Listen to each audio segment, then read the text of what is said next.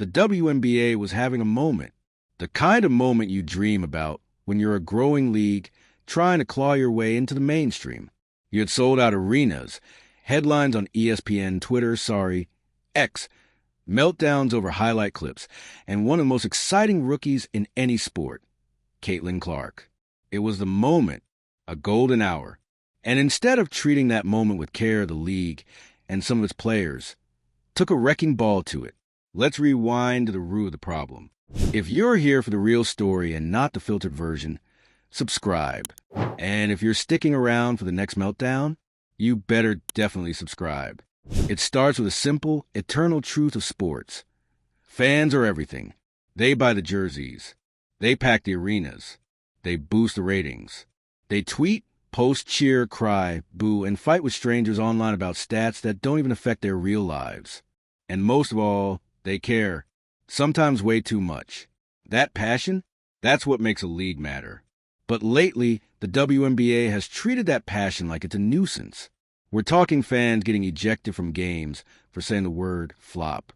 People escorted out of arenas for booing. Booing. In sports. The original soundtrack of rivalry and competition. Now, look, we all get it. Nobody wants the games to become a free-for-all of toxicity. There's a line. But when you start acting like any form of passionate, nonviolent, sports banter is some kind of personal attack, you've lost the plot. Because the second you tell fans are not allowed to feel things, that their voices are a threat, you're not creating a safe environment. You're creating a sterile one. Lifeless. Cold. And guess what happens when sports stop feeling alive? People stop watching. And that's exactly what's happened. Let's talk numbers. Because numbers don't lie. And they don't sugarcoat either. Playoff viewership? Down 50%. That's not a dip. That's not a slump. That's a free fall. And it's not hard to trace the cause. Because ever since Caitlin Clark's team got bounced from the postseason, the league's momentum vanished like a fake crowd noise button getting turned off. Poof. Gone. And we're supposed to pretend that's just a coincidence? The truth is, Caitlin Clark brought in millions of new eyes. Fans who might never have tuned in before. Young girls, casual viewers, hardcore hoop heads.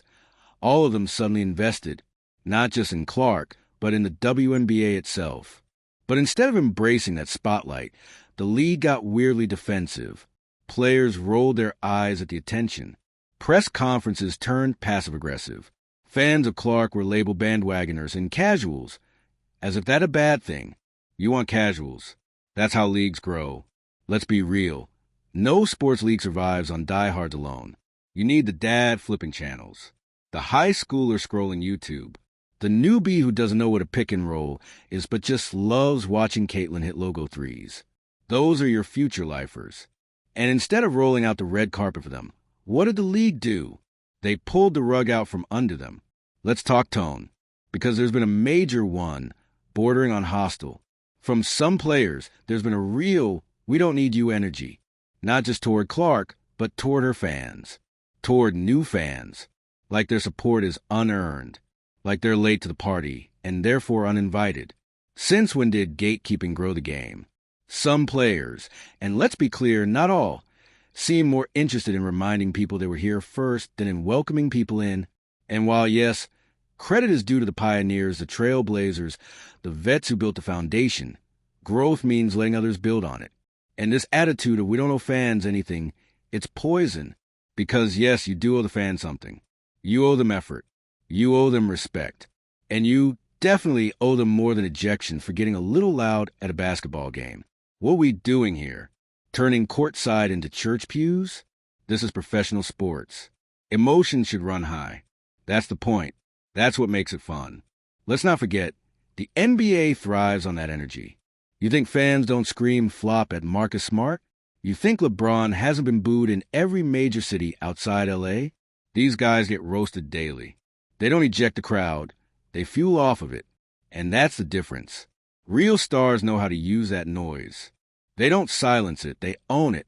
Now, let's bring it back to Kathy Engelbert, commissioner, CEO, architect of the league's future, or at least supposed to be. Kathy, respectfully, wake up. This is your moment to lead. Because if you're still sitting around a boardroom saying, we're trending in the right direction, you're not watching the same games we are. This 50% drop, this isn't just about Caitlin Clark being out of playoffs. It's about what happened when she was in. You saw the excitement, the sold-out arenas, the headlines, the highlight reels. That wasn't fluke. That wasn't hype. That was interest, real, tangible, valuable interest. And the league let it slip through their fingers. Instead of harnessing that spotlight to elevate everyone, the league allowed resentment to fester. Instead of promoting rising stars alongside Clark, some players treated her like a threat. The message became, you don't belong here. And guess what? If fans feel that way too, they'll leave. And they have. You can't build a league on antagonism. You can't create longevity if your relationship with your own supporters is strained, petty, and fragile. The WNBA has everything it needs to thrive. Talent, passion, a growing audience, a powerful cultural message. But none of that matters if you treat your fans like the problem instead of the priority. The truth is simple. You can't grow what you won't nurture. And right now, fans aren't being nurtured. They're being policed, ridiculed, ignored. That's not growth. That's regression. This is a reckoning moment. The league is on the edge, 1 foot in a breakout era, 1 foot in irrelevance. And how it responds to this exact situation will define the next decade. So what needs to change? Start here. Respect fans like they matter, because they do. That includes the newbies, the loud ones, the messy ones, because sports are supposed to be messy. That's what makes them real. Stop turning players into victims every time a fan boos. This is professional sports. Toughen up, get booed and ball out. That's how legends are made. Promote your stars, but also teach them media maturity. When the cameras are rolling, you are not just a player. You're a brand ambassador. You're the face of something bigger than yourself. Act like it. Kathy Engelbert, set the tone. Step out of corporate fog and into the fire. Fans want to see leadership, not silence. Set a standard for conduct, fan engagement, and league identity. Because right now, it's all over the place. And finally, remember why you're here. This is not about proving who's been overlooked. This is about never being overlooked again. If the WNBA wants to rise, it has to invite people in, not with shame, not with lectures, with energy, with personality, with stories, with moments. Because right now, the only moment people are talking about is the one the league just lost. So here's your friendly, dramatic, borderline desperate reminder. Respect the fans. Embrace the stars. Drop the pettiness. And for the love of all things basketball, don't silence the people who are literally paying to watch you play. Fix it now, or lose everything later. The clock is ticking. And the stands? They're already getting quieter. You see, this isn't just about booing or one star player missing from playoffs. It's about momentum. That magical, elusive force that every sports league dreams of. And the WNBA? They had it. But now, the same people who were hyped a month ago are wondering if they should even care. Let's be honest. This league finally had its shot at capturing hearts and headlines. You had sellout crowds in every market Caitlin Clark played in. Kids wearing fever jerseys in cities that didn't even have WNBA teams. Corporate sponsors knocking on the door.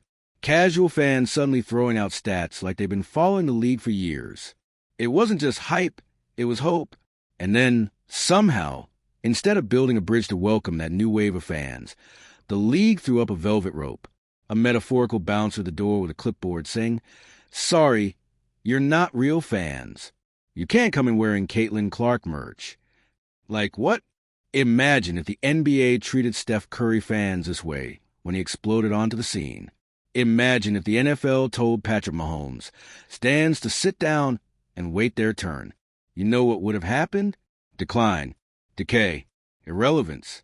Because sports are built on fandom, not just tradition. And fandom is emotional. It's messy. It's loud. It's passionate. It's imperfect. But guess what? That passion pays the bills. That passion buys the league time to grow. It funds youth programs.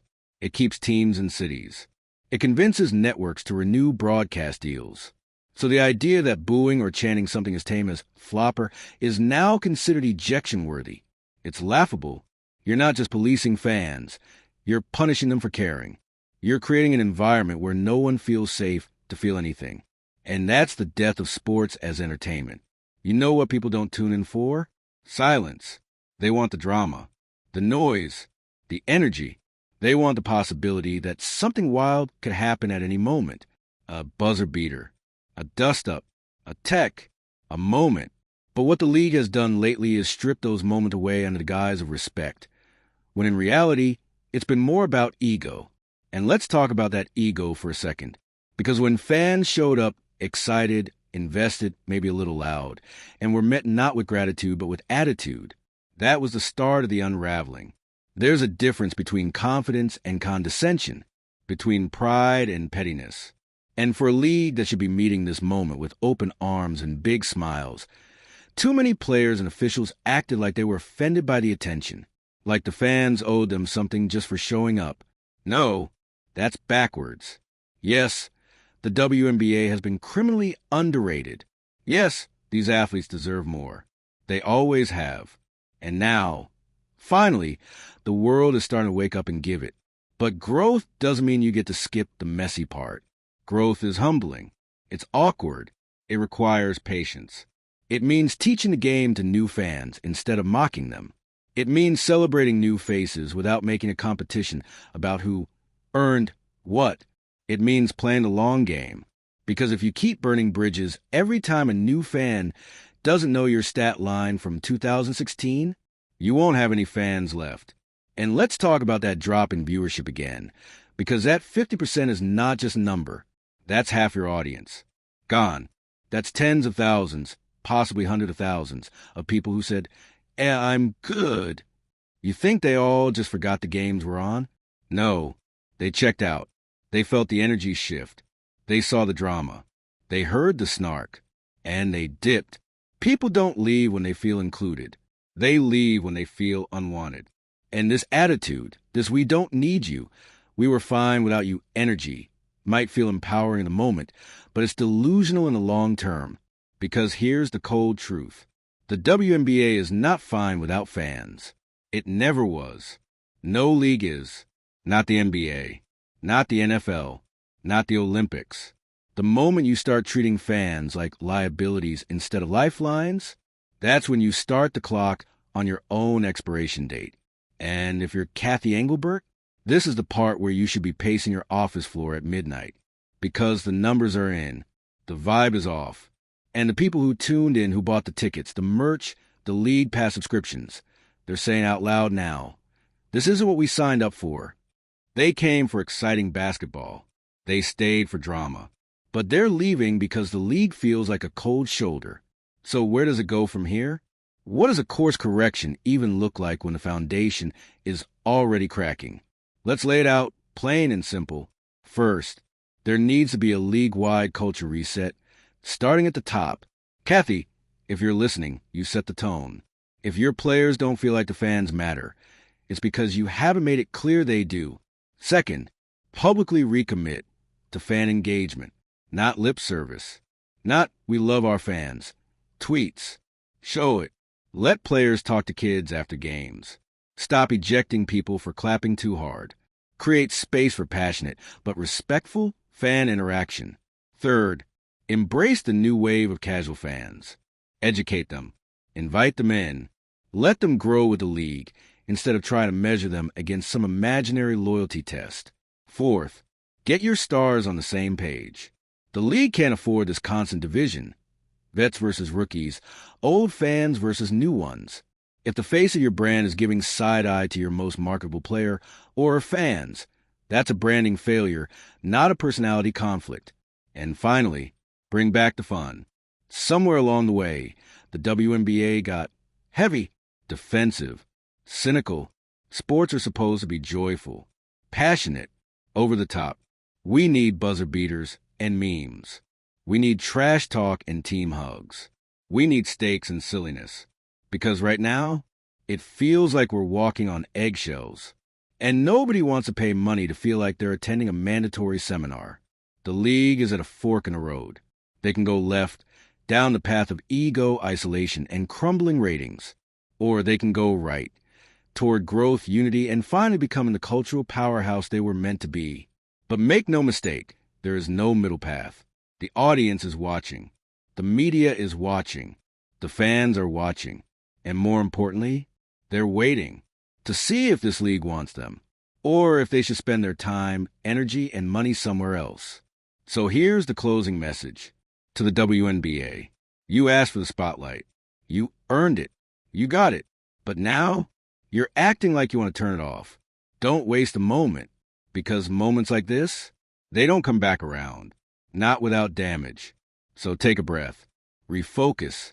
Reconnect with your fans, with your identity, with your purpose. And maybe, just maybe, the next headline won't be about a 50% drop. It'll be about a league that remembered who it's really for. The game, the fans, the future. Don't mess it up. And I know some of you might be thinking, is it really that deep? Isn't this just a rough stretch? A couple of bad PR moments. Oh no, this is deep.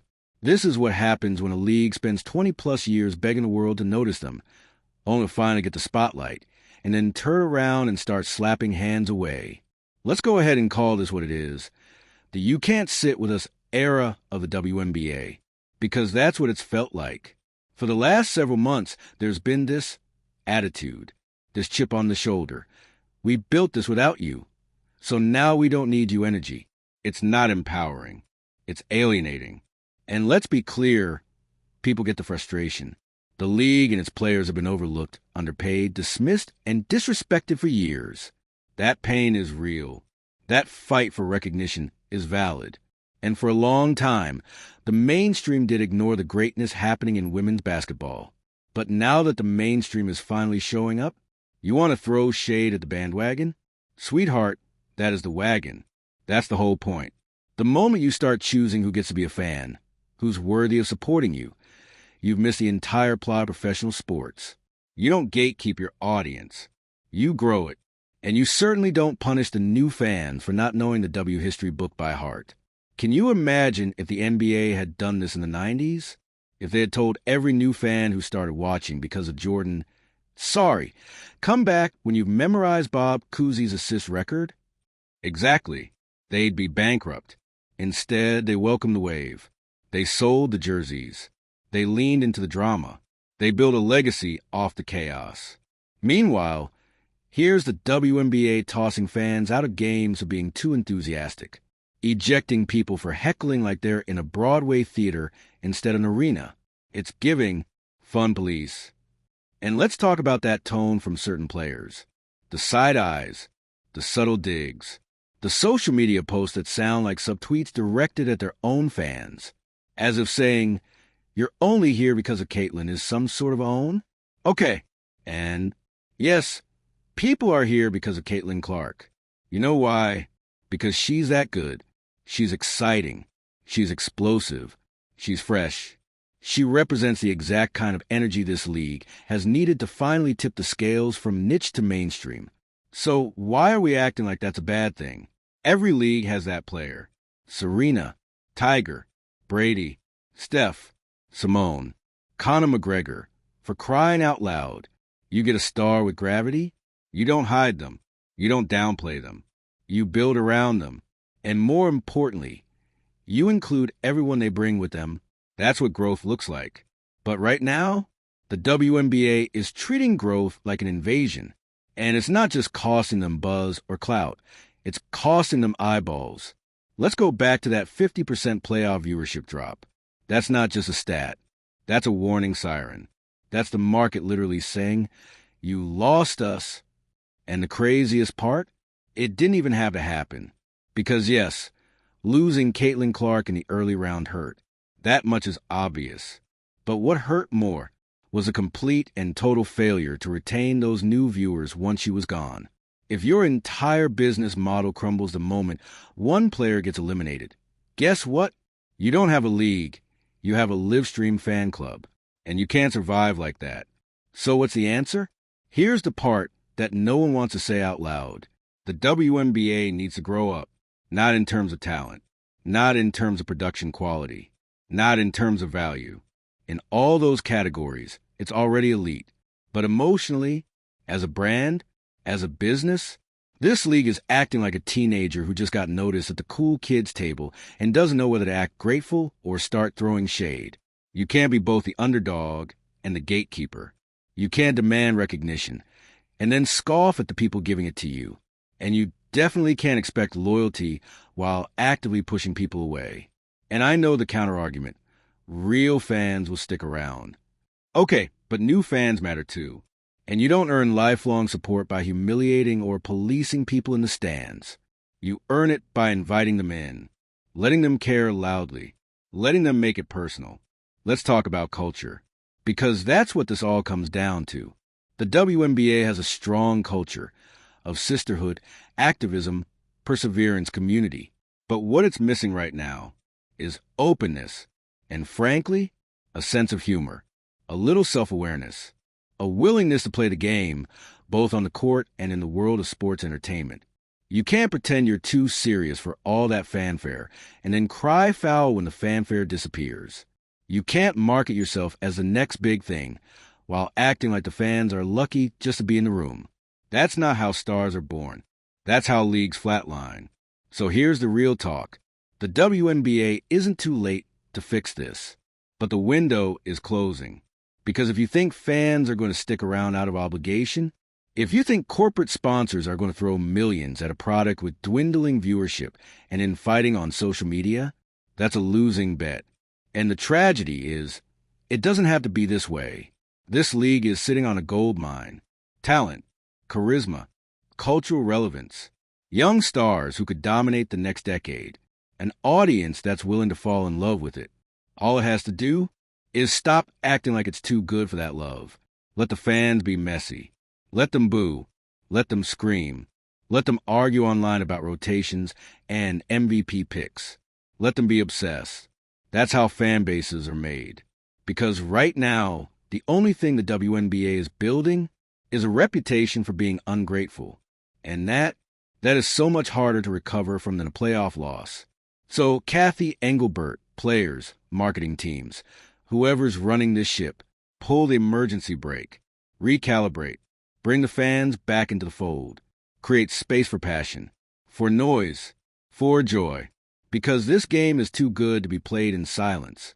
And if you keep alienating the people who care the most, eventually there won't be anyone left to listen.